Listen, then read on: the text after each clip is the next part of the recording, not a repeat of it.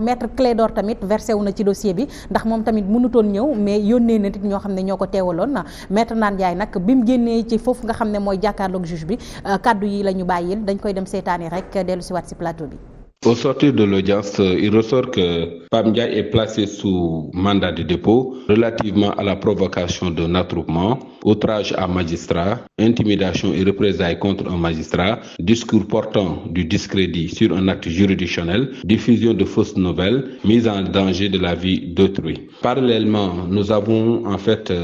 plaidé la liberté provisoire ou du moins donc son placement sous contrôle judiciaire au regard des dispositions pertinentes du Code de procédure pénale, notamment les dispositions des articles 127 ter, 129 et 130 du Code de procédure pénale. En outre, nous avons même effectivement donc invoqué les dispositions de l'article 133 relativement au cautionnement pour recouvrer sa liberté, mais en tout état de cause, le juge en fait du deuxième cabinet du tribunal de grande instance hors classe de Dakar a estimé devoir le placer sous mandat de dépôt. Voilà loolu la maître Nar Ndiaye rek génnee comme information bi mu jógee en face juge deuxième cabinet Pape Moussa tey boo gisi Pape Ndiaye bi ñu ko convoqué léegi nu mu déroulé ak chef d'accusation yi nga xam ne teg nañ ko ci ndoddam tu te dis quoi? Qu'est-ce qui se passe dans ce pays? jërëjëf soxna Oulaye ginnaaw bi ma nuyoo sénégalais yi ñi ñuy suivre ci réew mi ak ci bitim réew yëpp di la nuyu di nuyu soxna Fatima ak maam xarit tey ci jigéen ñi laay commencé quoi honneur aux dames te arrestation Pape Ndiaye bi sax daf ci amaale lu xaw a baatine parce que ba muy dem keroog di tàggoo. loolu la ma wax bu ne yow lay bàyyee plateau bi. ça passait à waxoon na ne premier mars comme mars la. waaw tey may présenté émission bi far nag. yàlla noonu la ko defee donte neexuñu. mais dinañ ci ñëwaat de manière beaucoup plus large mais di nuyu aussi. di ko beral nuyoo di respecter ses actes ak acceptation suñu invitation muy l'honorable député Guy Marius Sagna, j'ai envie de lui dire camarade mais wala camarade honorable bi naa ko bàyyee à Louis Gérard Koita. Donc si je parle de FRAPP je fais ça me fait penser à AGK mais aussi Hannibal qui est aussi membre de FRAPP ak ñi nga xamante ne ñëpp greffé nañ autour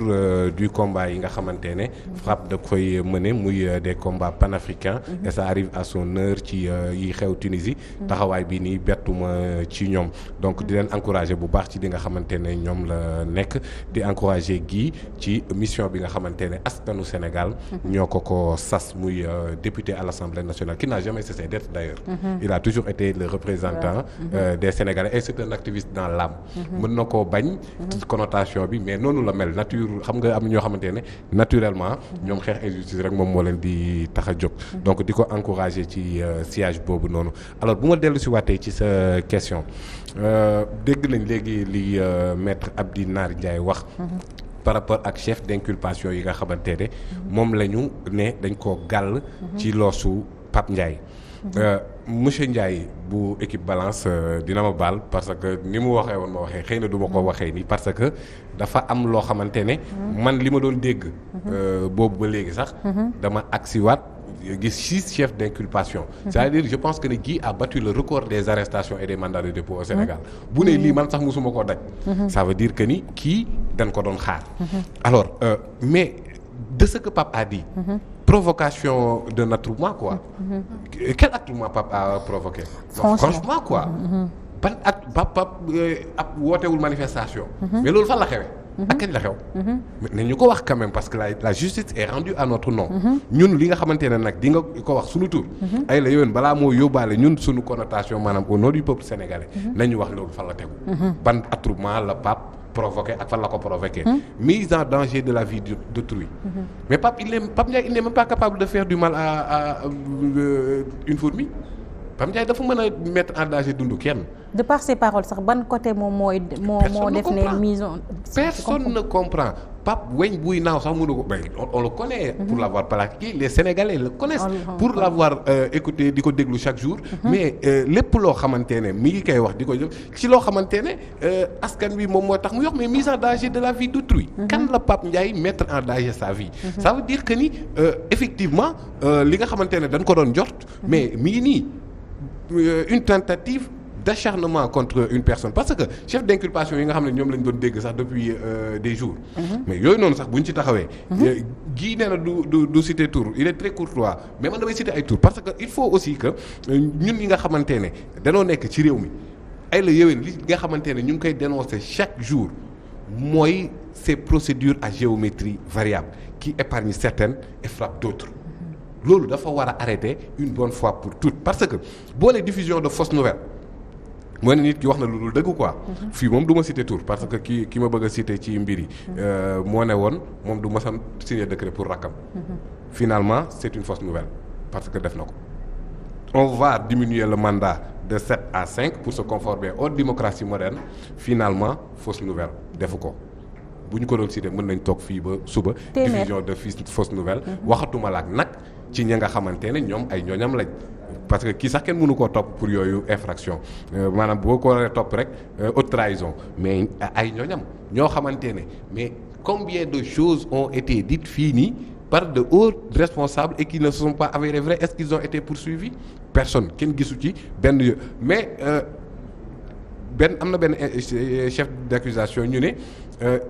day jeter le discrédit sur les institutions. Oui. Voilà sur un acte juridictionnel. Sur un acte juridictionnel. Voilà léegi. Discours portant du discrédit sur un acte juridictionnel. D'accord léegi. Outrage à magistrat. Un acte juridictionnel. Mais ça va fii la juridiction. De très haut niveau ci réew mi joxe décision ci ay affaire élève maître un ministre de la République Serigne Mbaye Thiam ne du ko appliquer mi ngi fi am déet loolu tout le monde l'a vu mais. Attends une très haute juridiction la Cour des comptes lan moo gën a doon discrédit le ministre Mansour Faye ne dafa am infiltration ci biir cour bi c'est une juridiction reconnue dans ce pays bokk ci organisation judiciaire réew mi. te buñ ko woowee du wuy. ñu ne kooku loolu lan moo ko gën a doon discrédit maanaam justice ñuy infiltrer justice par des acteurs politiques mais OFNAC c'est une institution. waa ji nee na le ministre Cheikh Oumar Anne que ni OFNAC a été dañ ko peindre ci couleur Pastef mais loolu lan moo ko gën a doon discrédit une institution de la République ñu peindre ko ci couleur Pastef une république dirigée par le Benno Bokk Yaakaar man bu waxoon sax ay Dakar Dem Dikk yu ñu def marron beige ak yooyu garaawul quoi mais Pastef quoi comme si c'était le Pastef qui était au pouvoir wala lu mu ñu bëgg a wax institution boobu noonu Pastef moo ko créé pourtant fii la ko waxee coow dibul bal tàkkul woowuñu kenn. Alors tey jii nii bu ñu nee outrage à magistrat le journaliste Madiambal Diagne nee na le magistrat Téliko que ni dañ koo jox per jëm fee joxaat ko per jëm fee mu bokk ba plainte jub ci ba ñu daan ko ci. amutoon 6 charges yi de. Voilà très bien c'est-à-dire outrage lan moo ko gën a rëy actuellement nga gis ko ci Sénégal ñuy jug. di def ay infractions yu ne fang jug leen ngeen rey Ousmane Sonko à mise en danger de la vie d'autrui. ma doole la si ma jàmbal ma du moom moo waxoon ne deuxième cabinet bi dafa bañ a jël dossier Ousmane Sonko ndax njabaram kii la. non yooyu yëpp wax na ci lu bari. outrage yi saa yi. en pagaille du xaj du jeex. léegi tey jii mais attends ñooñu noonu def loolu noonu yëpp. ba léegi France daani xideel amul benn poursuite bu ci topp. amul dara lu ci topp Pape Ndiaye. koo xamante ne dañ ko doon xaar certainement nga ne divulguer source nit ki journaliste. nga ne ko léegi maanaam bul exercer ti métier quoi. d'accord parce que loolu boo ko defee c'est fini. jeex na quoi kan moo lay joxati benn information kan moo lay joxati source loolu moom moo waral loi wu réew mi ñu tëggee ko noo xamante ne aar journaliste bi pour que journaliste bi aar ki nga xamante ne mooy source am et de vraiment c'est une très grande possibilité que. ki source Pape moom taxaw ne ko kan mooy sa source bi taxaw ne ko kan mooy sa source c'est une très grande possibilité qui sait mais ça veut dire quoi que ni source bi moom nee na la bu ma tudd donc yooyu noonu yëpp dafa nekk loo xamante ne actuellement li muy jur ci réew moom mooy ëllëg nit day am lu ko metti tayal la jug dem ci justice porter plainte te xam ne on ne va pas faire justice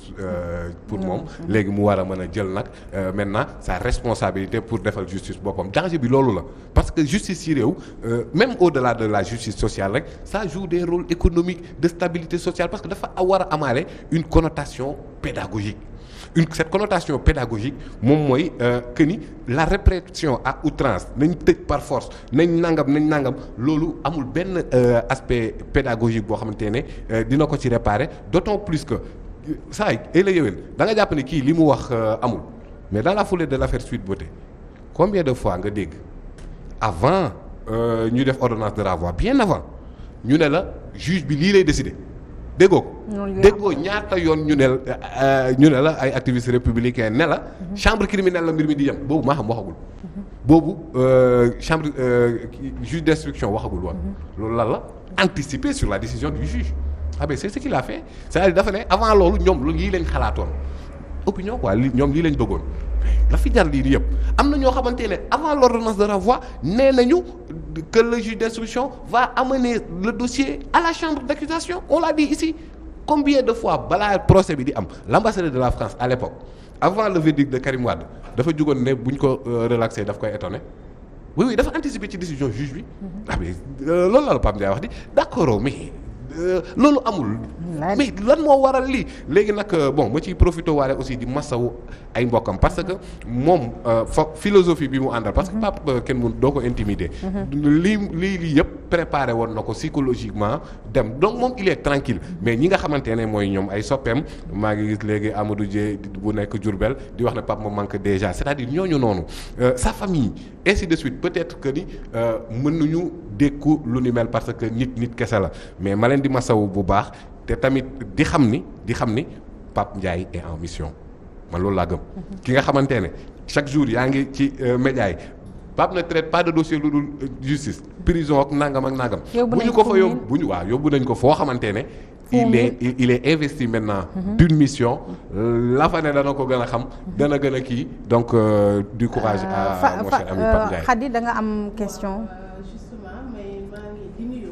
D'abord mais nuyoo bi du mel comme ni mu daan mel comme ni ñu daan waxee di am contentement di nekk fii mais di wax ne di am naqar ak déception ci toog fii nii